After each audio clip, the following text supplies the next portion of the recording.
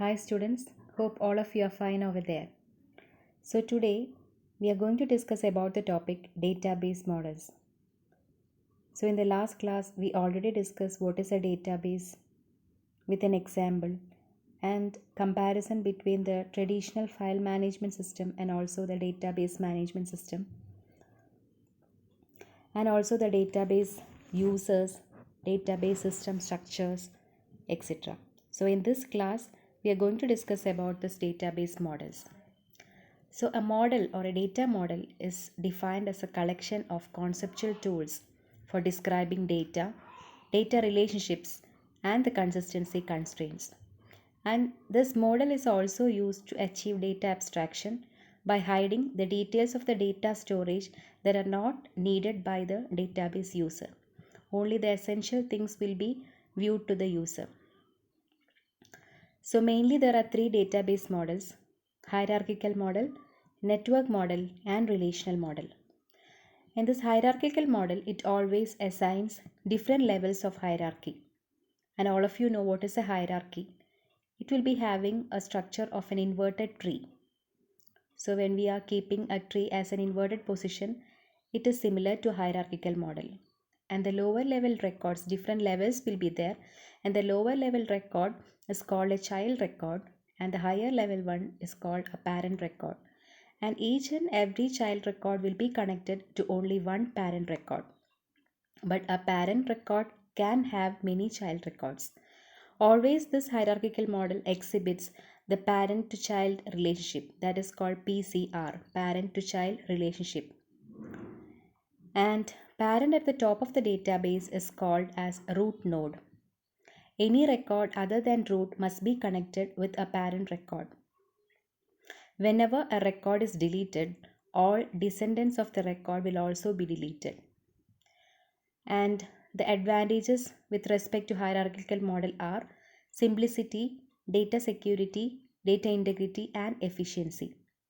And the disadvantages are the complexity in implementation, management problems, the programming complexity, and also the lack of structural independence.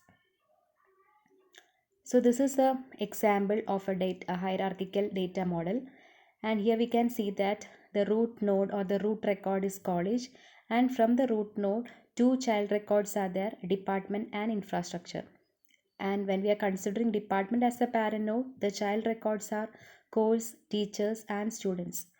And when we are considering course as the parent record, the child records are theory and labs. So this is the structure of a hierarchical model, and here we can see that the children will be having only one parent. A parent can have one or more than one child or one more than one children, but a children may be having only one parent. That's why this is called as a parent to child relationship. And second model is network model. In this network model, each child record can have more than one parent record. No strict implementation of this other model, that is the hierarchical database model. Here it is more flexible than hierarchical, and the different types of relationships can be established between the different branches of data, and the set is also used to represent this directed relationships between two record types. And the advantages are simplicity, ability to handle more relationship types, ease of data access, data independence, and database standards. And the disadvantages of this network model are system complexity, lack of structural independence. And this is an example of network model. Here we can see that the different nodes are, or the different records are student, department, course, and professor, and there is no parent to child relationship in this network model. Here student can be connected to course or professor or department, anything like that, and the student and department will be having some rectangular boxes. They are the attributes: department number, department name. In the case of student, student id, student name, student course, and the student details. For everything there will be a set of attributes will be there, and this is the example of network database model. And the third model that is called the relational database model, and this is the most relatively and used one and the commercially used one. And this is proposed by a person called E.F. Code in 1970, and it consists of a collection of tables, and each of which is assigned a unique name. For example, if you are creating a database of a student, it will be having a name like student database or student table. And in this relational model, a row in a table always represents a relationship among a set of values. For example, if you're creating a database of students, the first row or the first record corresponding to the details of the roll number 1. Likewise, if 33 students are there, 33 records will be there, and each record will be containing or will be holding the information of a particular student, like that roll number 1 student's name, roll number 1 student's house name, or APC or internal mark, or any details with respect to the student 1 corresponds to the record 1 or the row 1. And some terms associated with this relational model, that is called tuple. Each and every row in the relational model is called as a tuple, and a column is called as an attribute or field, and table is always called as a relation. And for each attribute, there will be a set of permitted values or a set of allowed values, that is called the domain of the attribute. For example, if the age of a college student, the domain will be the numbers, or from 10 to 50, that will be the allowed set of numbers that can be attained by the age of the students. And domain means all, we already explained what is domain, and domain of all columns must be atomic. That means a domain may not be contain multiple values or composite values. It will be always a single value. That is why it is called atomic. And all rows are distinct. No two rows have the same information. And the ordering of columns and rows is immaterial. That is not very important, but we can say two more terms. They are called a degree and cardinality. Degree means the total number of columns in the table, and cardinality means the total number of rows in the table. So all these terms are related to this relational database model. And some of the advantages and disadvantages. Advantages are structural independence, ad hoc query capability, ease of designing, implementation and maintenance. Disadvantages includes hardware overheads, ease of design can result in a bad design. In spite of all these disadvantages, we are preferring this relational database model because it represents a tabular format, and it is commonly used in each and every applications like medical institutions, educational institutions, banks, etc. And this is the example of relational database model.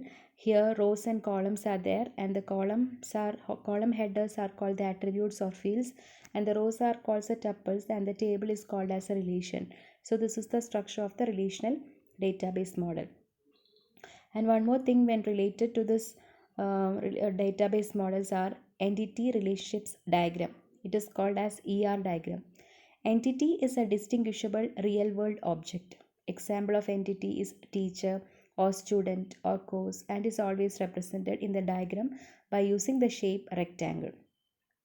Each and every real life object or real world object can be considered as an entity.